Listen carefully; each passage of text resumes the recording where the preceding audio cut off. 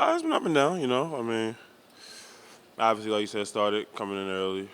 Started off good, and it was just strides. I mean, it was a learning process throughout the whole thing. Just development-wise. I'm still young. Just pretty much my first full season, NBA season. So it was still a lot of learning things going on. But I mean, everything happens for a reason. And that's something I look at as an optimistic outlook, and just making sure that like if it was meant to be easy, then it would have been easy. So I mean, every challenge is and every obstacle it helped me grow and helped me become a better person and a better basketball player. Is that the mindset you got to have each day to come and just work and figure it out each day? I mean, yeah, most definitely. I mean, nobody likes falling out the rotation. I mean, everybody wants to play basketball. That's just something that we grew up loving. And I mean, it's tough. Obviously, as a young player who's just trying to, like I said, still find their place in the league, still find their niche, and still trying to prove themselves.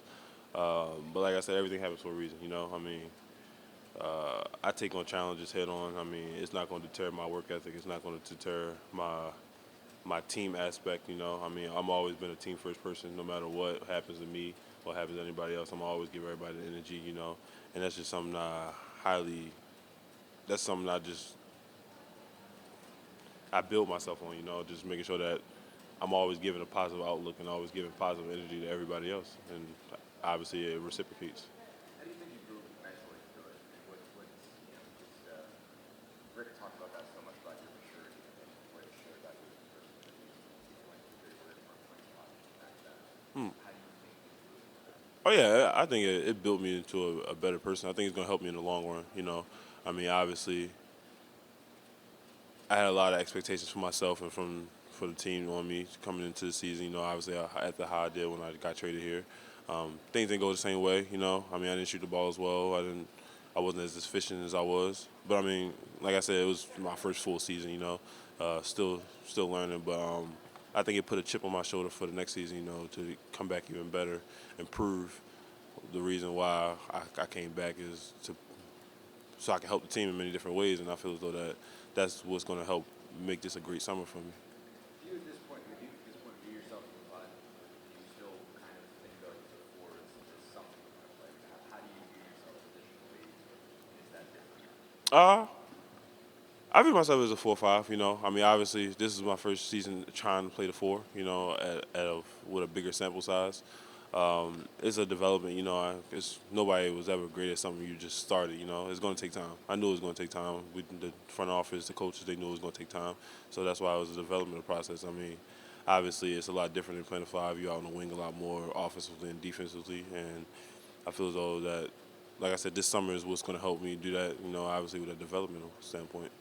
To that point, I think last summer was kind of all about knowing you were going to be the four of the team, Mm, preparing to be the four. yeah.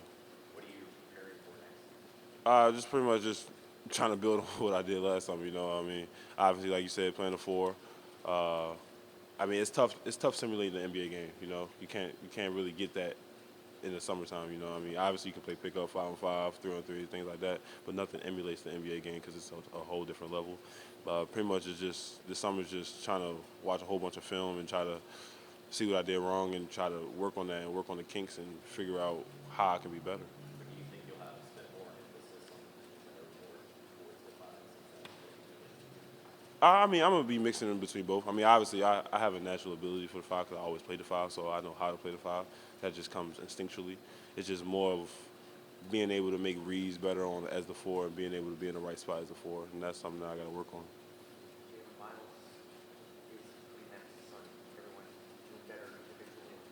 How much of an emphasis is that for you guys this offseason? It's a huge emphasis. I mean, obviously, at I believe like the last, let's just say the whole second half of the season, we were in the bottom of the league in defense, and that's something that we knew, and we took personally because obviously we work on defense every day, and the coaches put a huge emphasis on defense, and for us to be at the bottom of the league, it was tough for us. I mean, but at the end of the day, the only excuse there's no excuse for bad defense, but we're still young. I mean, we're still trying to learn. We're still trying to figure out figure out how to play together. I mean, obviously everybody wants to do great.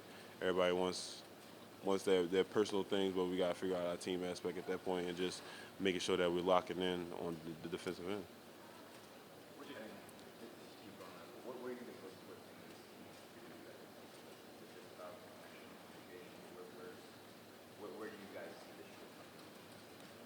I just say it's taking the pride and taking the matchup and guarding defensively. One of the main emphasis the coaches was telling us all year was guard your yard and make sure and not to need help. That was the emphasis to make sure that you don't need help. I mean, obviously you're going to need help, but not the main thing is not try to put the team in rotation so everybody has to cover for everybody and everybody's out of place. And that's the main emphasis: is just taking pride in guarding your matchup and making sure that you're keeping your matchup in front of you. Jalen, what do you think about Rick Carlisle as your coach, and how has he helped you in your career so far? Rick has pushed me extremely hard. I mean, I feel as though that obviously he's one of the greatest. He's going to be one of the greatest coaches to go down in this game, and he coached a lot of great NBA players. So I mean, it was great. He gave me pointers here and there throughout the season, helping me out throughout my game, finding spots, things like that, and just reads and stuff as that. But I feel as though he's Rick is going to be very detrimental for my career.